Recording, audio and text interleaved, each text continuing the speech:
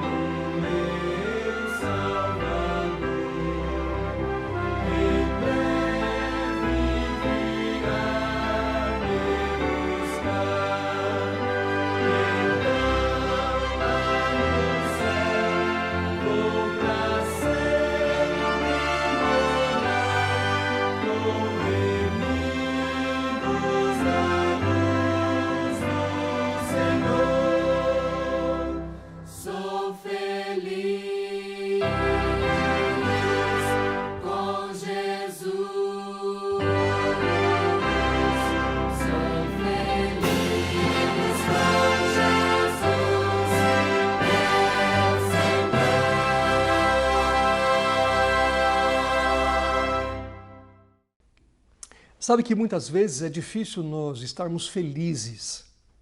As circunstâncias da vida tiram a nossa alegria, nossa felicidade, nosso sorriso. Mas quando eu canto este hino, e eu creio que isso deve acontecer com você também, muita paz vem ao meu coração. Porque mesmo que a gente não encontre nas circunstâncias da vida razões para sorrir ou para sermos felizes, em Jesus nós encontramos esta razão. E é por isso que eu quero convidar você agora a curvar a sua fronte. Vamos fazer uma oração e pedir a bênção de Deus neste momento em que nós vamos abrir a sua palavra e buscar nela ânimo, alento, força para cada um de nós. Falemos com Deus. Querido Deus eterno Pai, obrigado pelas bênçãos que nos tens dado e pela oportunidade de, nesta noite, podermos mais uma vez abrir a Tua palavra e encontrar nela conselho, ânimo, orientação, uma guia segura para a nossa vida. Ilumina, pois, a nossa mente com o Teu Espírito. Dá-nos discernimento e sabedoria para compreendê-la e para tirar lições que sejam colocadas em prática em nossa vida. É o que nós te pedimos e agradecemos por amor e em nome de Jesus. Amém. As circunstâncias atuais do nosso planeta, relacionadas especialmente com a pandemia do coronavírus, acabaram criando uma circunstância da qual nós podemos tirar um benefício. E o benefício é que você e eu podemos fazer da nossa casa uma igreja. E nós pensamos que nas noites de quarta-feira nós poderíamos fazer aquilo que costumeiramente fazemos na igreja, que é darmos uma ênfase à oração. A oração é o abrir do coração a Deus como a um amigo. A oração é derramar diante de Deus aquilo que vai dentro de nós, nossas preocupações, nossas aflições, nossas alegrias, os motivos que temos para celebrar, para agradecer. E nessas circunstâncias atuais, mais do que nunca, nós deveríamos nos amparar na oração. Por isso nós escolhemos pensar numa série de temas cujo título é Grandes Orações da Bíblia. Você sabe tanto quanto eu que a Bíblia apresenta inúmeras orações. No Antigo Testamento, no Novo Testamento, orações de gratidão, orações de súplica, orações apresentando sentimentos contraditórios do seu coração, muitas vezes oração de questionamento para com Deus também, orações feitas por Jesus, pelos profetas, por homens, por mulheres, e através destas orações nós percebemos como a oração trouxe amparo, trouxe segurança, trouxe ânimo e força para cada um destes personagens bíblicos. E hoje, alguns séculos depois, nós podemos voltar a estas orações e encontrar nelas o mesmo alento, o mesmo encorajamento, o mesmo fortalecimento que elas trouxeram para aqueles que apresentaram essas orações a Deus. E por isso eu quero convidar você a acompanhar esta série, às quartas-feiras à noite, de Grandes Orações da Bíblia. Nesta noite nós vamos começar com uma pequena, grande oração. Ela é pequena porque ela não é muito extensa, mas ela é uma grande oração no seu efeito, no seu resultado. E é uma das orações que nós encontramos no Antigo Testamento. Eu quero convidar você a abrir a Bíblia no livro de 1 Crônicas, no capítulo 4. E nós vamos fazer a leitura que está nos versos 9 e 10. Antes de lermos, note que o livro de Crônicas, em sua maior parte, traz genealogias. Aquelas listas infindáveis de nomes de homens, geralmente, né? O pai, o filho, o neto e assim por diante. Normalmente nós achamos a leitura desta parte da Bíblia um pouco cansativa, um pouco árida. Mas é interessante que em meio a essa aparente aridez, nós encontramos aqui um oásis de bênção, um oásis de cuidado, de proteção de Deus, em resposta à oração de um personagem bíblico. Acompanhamos a leitura deste texto, 1 Crônicas, capítulo 4, versos 9 e 10. Foi Jabez mais ilustre do que os seus irmãos. Sua mãe chamou-lhe Jabez, dizendo, porque com dores o dei à luz. Jabez invocou o nome de Deus, ou o nome do Deus de Israel, dizendo, tomara que me abençoes e me alargues as fronteiras. Que seja comigo a tua mão e me preserves do mal, de modo que não me sobrevenha aflição. E Deus lhe concedeu o que lhe tinha pedido. Vejam que interessante. Poucas coisas nós sabemos acerca de Jabez. Sabemos o seu nome, sabemos que o significado do seu nome está relacionado às circunstâncias em que a sua mãe o deu à luz.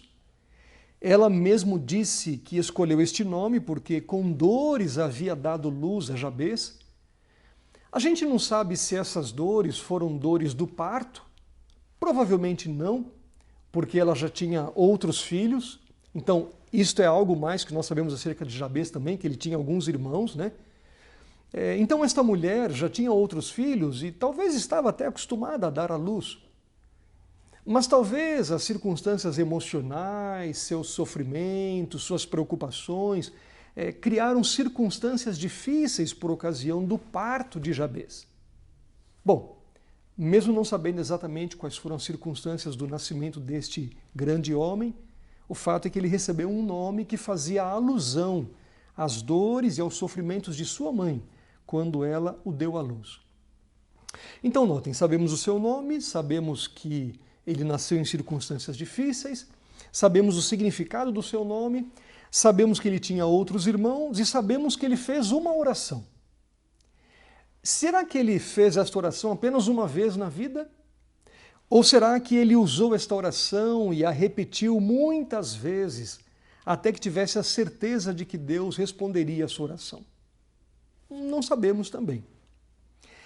Mas o fato é que esta oração, que na língua portuguesa não toma mais do que 4 linhas, é uma das grandes orações da Bíblia. Oração que vem do coração de um homem que caminhava com Deus. Oração de um homem que tinha um relacionamento especial com Deus. Oração que pode servir de exemplo ou de modelo para que você e eu possamos ter uma vida mais eficaz de oração. Vamos então analisar os elementos que Jabez considerou, os elementos que Jabez incluiu nesta oração. A primeira parte de sua oração diz: tomara que me abençoes. Tomara que me abençoes. Ele estava pedindo a bênção de Deus. Ele queria a bênção de Deus. Ele sabia que a bênção de Deus era muito importante, muito necessária para a sua vida. Note que, ao mencionar a bênção de Deus, ele não está aqui especificando um carro próprio, uma casa própria, um cruzeiro pela Europa, muitas ações na Bolsa de Valores, ou muitos dólares ou euros guardados num cofre. Não era isso que ele queria mencionar quando ele se referia à bênção de Deus. A bênção de Deus era algo espiritual. E ele sabia que não poderia ter êxito, ele não poderia ser feliz se não tivesse a certeza e a garantia desta bênção de Deus sobre ele. Sabe que muitas vezes hoje nós deixamos de lado a bênção de Deus. Nós queremos a bênção dos nossos amigos, queremos a bênção dos nossos vizinhos, queremos a bênção do êxito profissional, queremos a bênção da realização financeira, queremos a bênção de um grande patrimônio. E muitas vezes, para alcançarmos uma ou mais destas bênçãos, nós nos esquecemos da bênção principal, que é a bênção de Deus. Você e eu deveríamos compreender que não existe bênção maior do que a bênção de Deus. Qualquer outro benefício, qualquer outra vantagem, qualquer outro resultado material não será verdadeiramente uma bênção para nós, se a bênção de Deus não estiver acima de todas essas outras coisas, que podemos eventualmente ter, mas não devem ser as coisas mais importantes de nossa vida. Na sequência de sua oração, ele continua fazendo um outro pedido a Deus: e me alargues as fronteiras. Você sabe que o povo de Israel vivia numa região e num território, num país basicamente agrícola. As pessoas dependiam de suas lavouras e da criação de pequenos animais domésticos, ovelhas, talvez ali um gado, a vaca, um jumento, um camelo. E por isso as pessoas precisavam de terra para poder tirar dela a sua subsistência. Num primeiro momento, a gente poderia pensar que Jabez estava preocupado em estender o tamanho da sua propriedade. Talvez ter ali mais 2 ou 3 terrenos ou 2 ou 3 pedaços de terra, além daquele que ele já possuía. E por isso ele estava pedindo então que Deus alargasse as suas fronteiras. Mas eu quero dizer a você que, mais uma vez, a preocupação de Jabez não estava relacionada com as coisas materiais. Ele não estava preocupado com um pedaço de terra a mais. As fronteiras que ele menciona aqui são as fronteiras que muitas vezes limitam o ser humano com medos, temores, dúvida, incredulidade, falta de fé. O que impede que o ser humano avance realmente cumprindo e alcançando o propósito que Deus tem para a vida de cada um de nós. Lembre, por exemplo, daquilo que o sábio Salomão disse: o temor do Senhor é o princípio da sabedoria.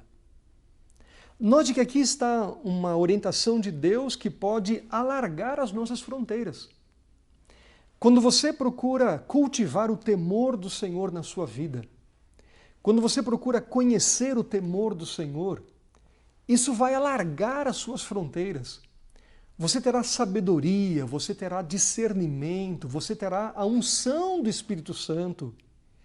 E isso vai fazer com que você e eu possamos, como diz o profeta Isaías, subir com asas como águias, correr e não se cansar, caminhar e não se fatigar.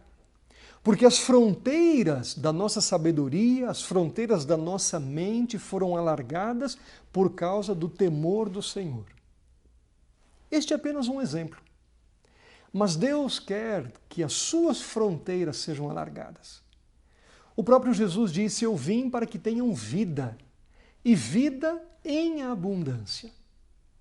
Note que esta afirmação de Cristo Jesus não se refere a uma vida pequena, limitada, bitolada, mas se refere a uma vida ampla, uma vida larga, uma vida em que nós podemos avançar com fé e subir cada vez mais alto, sem limites, alcançar maiores alturas, conforme aquilo que Deus planejou e deseja conceder a cada um de nós.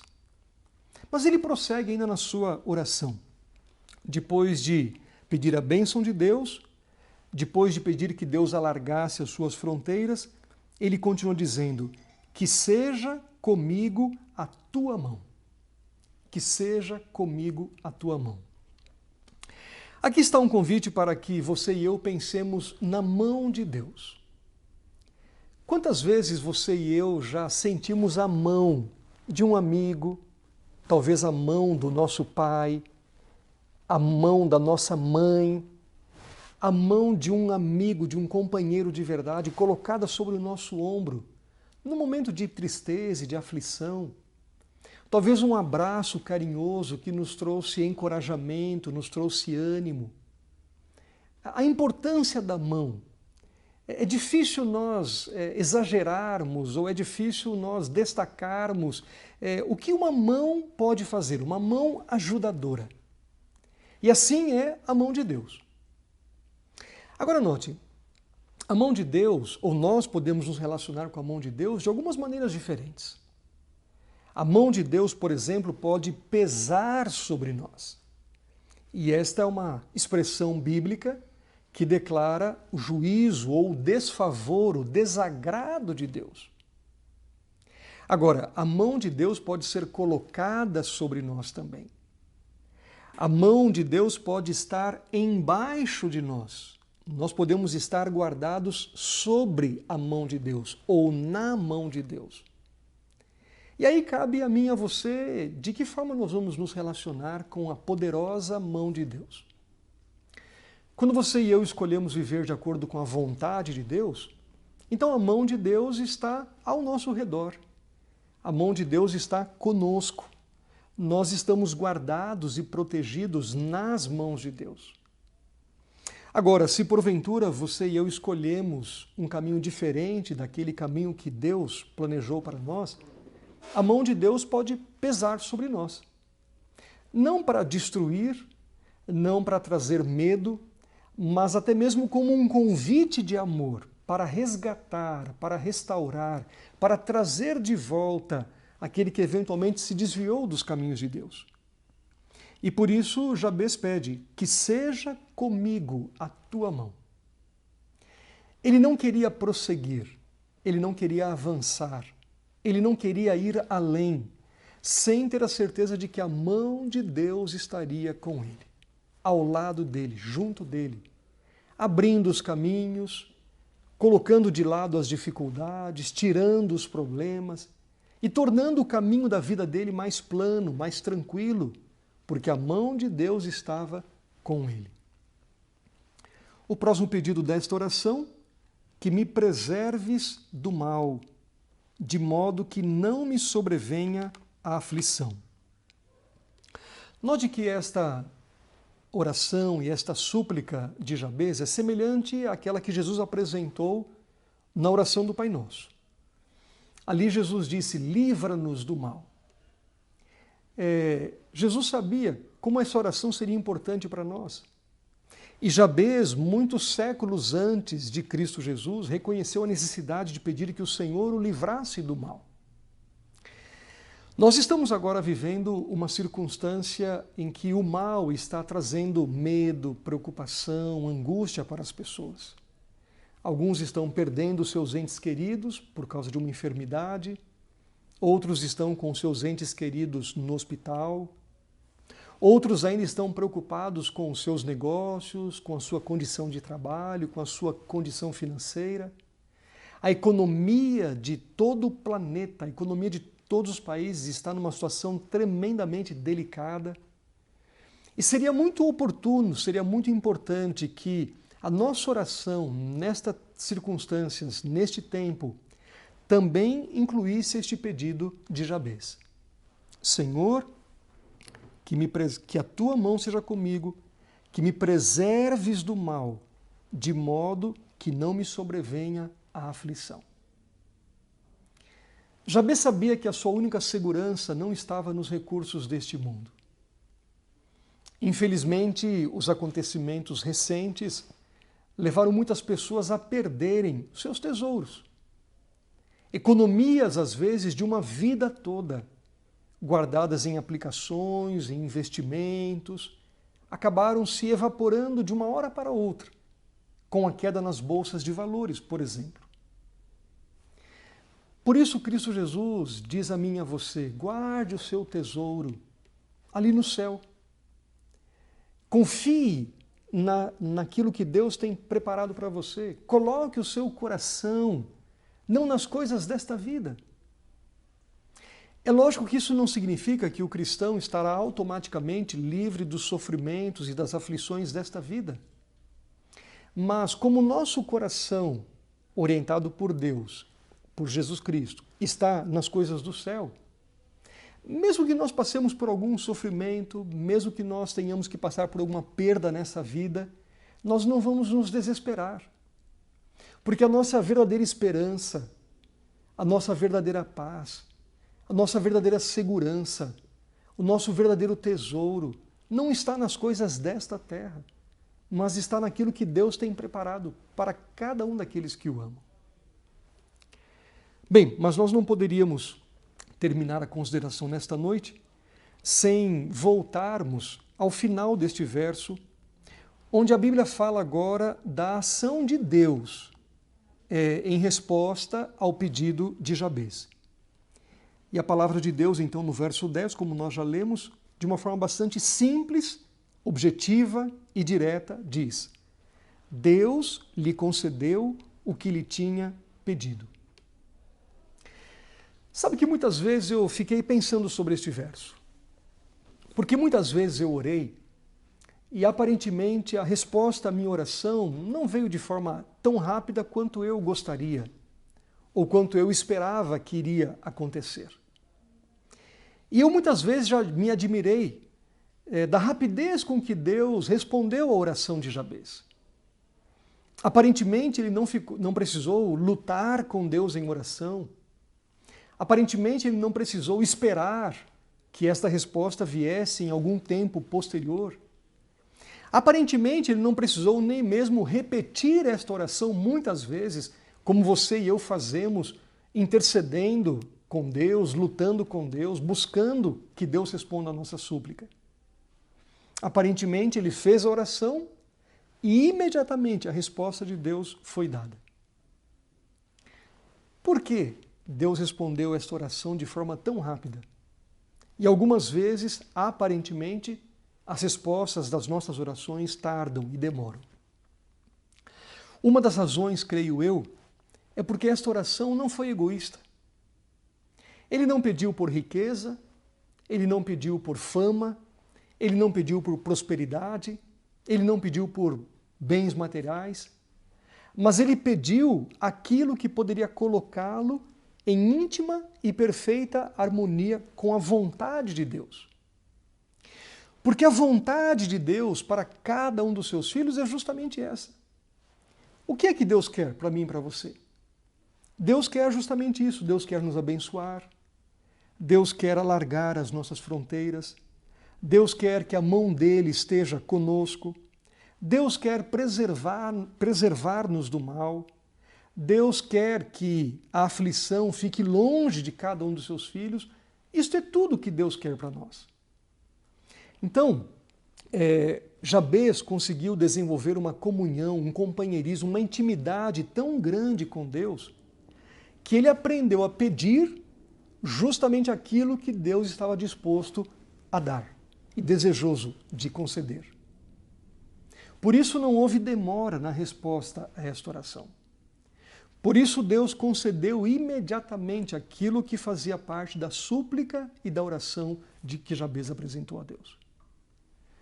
Com certeza, esse é um exercício que você e eu precisamos fazer cada dia. É por isso que a oração é uma experiência que nós vamos desenvolvendo e vamos crescendo cada vez mais. A oração é uma prática que vai se aperfeiçoando. E através da oração nós podemos conhecer um pouco mais o propósito de Deus para a nossa vida. Através da sua palavra nós somos orientados e quando nós abrimos o nosso coração, o nosso pensamento, os nossos lábios e expressamos as nossas palavras em oração a Deus, nós podemos pouco a pouco alinhar as nossas súplicas com aquilo que Deus está desejoso a conceder-nos. E quanto mais nós estivermos alinhados com aquele que é o propósito de Deus, mais prontamente Deus atenderá às nossas orações. Eu sei que em momentos como estes que nós estamos vivendo, muitas preocupações passam pela nossa mente e a gente, por certo, vai pedir sobre a permanência do nosso emprego, vamos pedir pela condição financeira, que a gente tenha condições de sustentar a nossa família, que não haja prejuízos materiais. Vamos e devemos sim pedir pela nossa saúde, pela saúde de nossos familiares, de nossos amigos, de todos aqueles que estão ao nosso redor. Essas coisas fazem parte. Mas eu quero desafiar a você, mesmo neste momento de tanta preocupação, mesmo neste momento de tanta aflição, com essa instabilidade que está sendo provocada por um vírus em nosso planeta, não percamos de vista que o mais importante não é a segurança material, não é a permanência do nosso emprego, não é a saúde que você e eu queremos ter, mas o mais importante é vivermos plenamente alinhados com o propósito de Deus. E que a oração de Jabez seja um incentivo para que você e eu busquemos conhecer cada vez mais qual é o propósito de Deus para a nossa vida. E que a nossa oração seja constituída principalmente daquelas questões espirituais, daqueles planos que Deus tem para nós, daqueles propósitos de vivermos plenamente o que Deus tem planejado para cada um dos seus filhos, para você e para mim também. Coloque em prática esta oração. Quem sabe, num primeiro momento, você pode até recitar esta oração Você pode até ler esta oração como parte da sua oração, mas com o tempo você poderá adaptar e ajustar estes pensamentos para que eles reflitam a sua necessidade, o propósito do seu coração, e para que você e eu tenhamos a certeza de estarmos vivendo alinhados com o plano de Deus. A certeza de que Deus ouvirá a nossa oração e a responderá de forma rápida e pronta. Que a bênção de Deus esteja sobre você e a sua família.